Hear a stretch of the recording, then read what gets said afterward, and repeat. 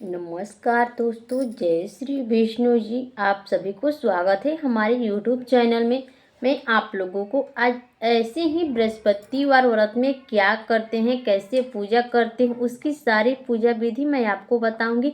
और साथ ही ऐसी मैं बृहस्पति देव की कथा सुनाऊंगी जिनको आप लोगों को व्रत के दिन अवश्य सुनना चाहिए। सुनना शुभ माना जाता है। आप लोगों को बृहस्पतिवार व्रत अगर आप लोग करते हैं या केवल पूजा पाठ करते हैं तो उन दिनों आप लोगों को क्या करना चाहिए। सुबह प्रातः काल जगना चाहिए, यानी सुबह सूर्योदय होने से पहले ही अपना बिस्तर त्याग दे। सूर्योदय होने से पहले ही भगवान विष्णु की पूजा की जाती है। सुबह जल्दी जगने के बाद आपको स्नान करना है। स्नान करने के बाद पीले वस्त्र धारण करना है। धारण करने के बाद आप लोगों को क्या करना है, अच्छे से साफ सुथरे वस्त्र जब पीले आप लोग धारण कर ले तो केले के वृक्ष अगर आपके घर में है, आपके पास आस पास कहीं है, तो आप लोगों को केले के वृक्ष में अच्छे से पूजा पाठ करना है। जल, पीले पुष्प वगैरह और पीले अगर वस्त्र हैं तो आप लोगों को अवश्य अर्पित करनी चाहिए। और उसके बाद अगर जो चने का दाल अच्छे से आप लोग रखे हैं या मार्केट से लाए हैं तो अवश्य ही मतलब पूजा में उनको भी सम्मान करिए, उनको भी अर्पित करिए। अच्छे से दीपक जलाएं, पूजा पाठ करें। जब पूजा विधि अच्छे से आप लोग कर लें तो करने के बाद क्या करना है, अच्छे से अभी आरती नहीं करनी है। अच्छे से पूजा पाठ करने के बाद एक दीपक जलाना है। दीपक किस चीज़ का हो, घी का दीपक जलाना चाहिए। अगर नहीं है तो क्या किया जाएगा, तिली का तेल का भी धूप बत्ती जला ले। खास करके अगर मतलब आपके पास ये धूप बत्ती दीपक नहीं है तो आप अगरबत्ती का इस्तेमाल करिए। अगर आपके पास उपलब्ध धूप है या दीपक है, दीपक तो व्रत के दिन अवश्य जलाना चाहिए, शुभ माना जाता है। तो आप लोगों को इन्हीं सब मतलब पूजा पाठ करना है। अगर आप लोग चाहें तो एक पुस्तक होती है बृहस्पतिवार की व्रत की, आप लोग पढ़ सकते हैं कथा, या किसी के थ्रू पढ़वा सकते हैं, बहुत पुण्य प्राप्त होता है। अगर आप लोगों मोबाइल से भी सुन सकते हैं। चलिए मैं आप लोगों को बृहस्पतिवार व्रत की कथा सुनाती हूँ। बहुत ही प्रेरणादायक कथा है, आप लोग अगर सुन लेंगे तो आपका जिंदगी मंगलमय हो जाएगा। चलिए कथा को शुरू करते हैं। एक राजा थे, वो बहुत अच्छे राजा थे और उनकी रानी थी। उन राजा जो थे वो बहुत ही दान पुण्य करने वाले थे। और जो उनकी रानी थी उनको पूजा पाठ वगैरह में और दान पुण्य करने में उनको बहुत मतलब अच्छा नहीं लगता था। वो दान पुण्य नहीं थी, कंजूस थी।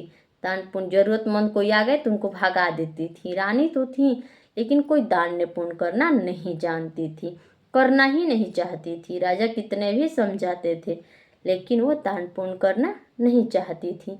उसके बाद बृहस्पतिवार का दिन था और बृहस्पति देव ने, विष्णु भगवान ने एक बूढ़े मतलब साधु के रूप में उनके दरवाजे यानी राजमहल पहुंच करके और मतलब उनको सलाह दी रानी की कि आपको बृहस्पतिवार व्रत का कथा मतलब सुनना चाहिए, पूजा पाठ करना चाहिए, व्रत रखना चाहिए।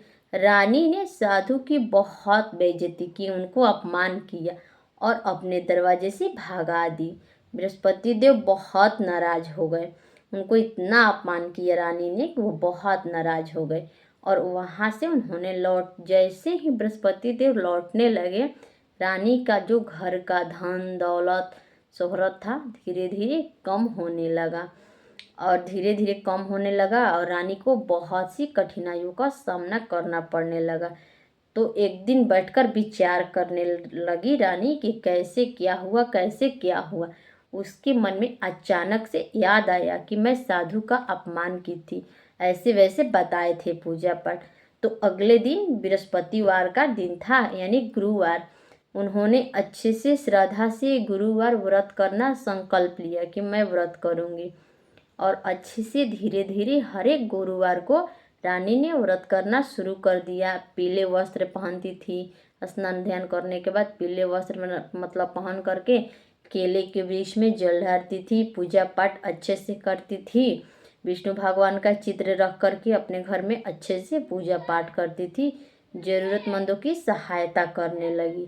जब धीरे धीरे देखने लगी कि जो उसकी आर्थिक स्थिति है सुधरने लगी। अच्छे से श्रद्धा से मन लगाकर रानी पूजा पाठ करने लगी, ज़रूरतमंदों की सहायता करने लगी।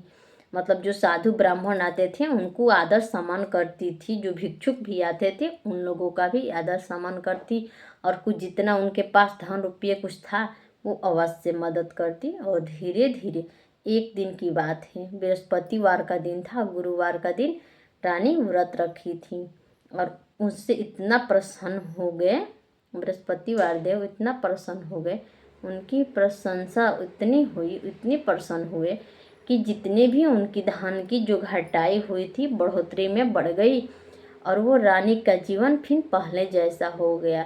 तो आप लोगों को क्या सीख मिलती है इस कथा से कि किसी साधु महात्मा का अपमान नहीं करना चाहिए।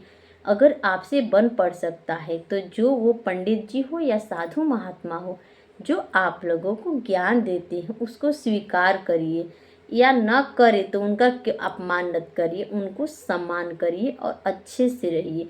और बृहस्पतिवार के दिन आप लोगों को, आप लोग चाहे तो व्रत भी कर सकते हैं या केले के वृक्ष में वैसे भी पूजा पाठ कर सकते हैं। उस दिन ओम नमो भगवते वासुदेवाय मंत्र का जाप करना बहुत शुभ माना जाता है। अगर आप लोग व्रत रखे हैं तो भी और नहीं रखे हैं तो भी आप लोग चाहें तो ओम नमो भगवते वासुदेवाय मंत्र का जाप करते रहिए। विष्णु भगवान से अपने घर की सुख शांति वैभव के लिए प्रार्थना करिए। प्रार्थना जब आप लोग करेंगे तो भगवान हैं इष्ट देव वो अवश्य सुनेंगे। इसीलिए आप सभी को सबकी ज़रूरतमंदों की, मैं बोलती हूँ हर एक वीडियो में कि ज़रूरतमंदों की सहायता करिए। आप लोग जितना पढ़ सके उतनी सहायता करिए और सम्मान करिए, किसी का सम्मान करिए, किसी का अपमान, बड़े हो छोटे हो, किसी का अपमान नहीं करना चाहिए और अच्छे से रहना चाहिए। अगर आप लोगों को यह पूजा विधि, यह कथा अच्छी लगी हो, आपके हृदय को छू गई हो तो मेरे चैनल को आप लोग चाहें तो सब्सक्राइब कर सकते हैं। तब तक ओम नमो भगवते वासुदेवाय का आप लोग मंत्र का जाप कर सकते हैं बृहस्पतिवार के दिन। चलिए मैं इस वीडियो को लास्ट में आपको बहुत कुछ अपने तरफ से जितना नॉलेज था मैं बता चुकी हूँ। अगर आपको वीडियो पसंद आए तो लाइक शेयर कमेंट कर सकते हैं। तब तक ओम जय श्री विष्णु जी।